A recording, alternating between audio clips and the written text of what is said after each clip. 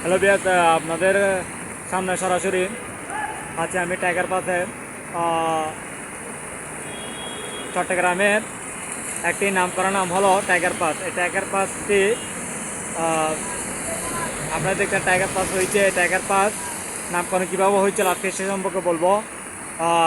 Tiger pass নামকরণ করা হয়েছিল 1962 সালে, যখন ব্রিটিশের মাধ্যমে জানা যায়, তখন এই পাশ দিয়ে অনেক গাড়ি বা অনেক মানুষজন চলাচল করতো।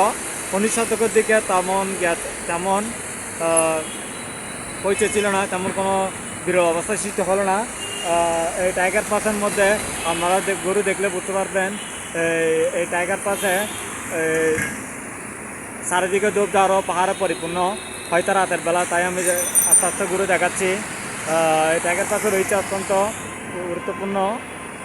এই টাইগার পাসে অনেক জনবহুল এবং গাড়ি অনেক মানুষ চলাচল করছে। এই টাইগার পাসের একদিকে বাঘ আর অন্যদিকে এই একদিকে বাঘ আর মেন রোডে রয়েছে একদিকে বাঘ।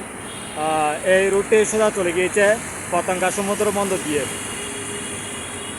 বেশ, আমি আজকে এই পর্যন্ত আমার ভিডিও শেষ করছি। পরবর্তী ভিডিও দেখার আপনাদের আমন্ত্রণ রইল। ধন্যবাদ সবাইকে।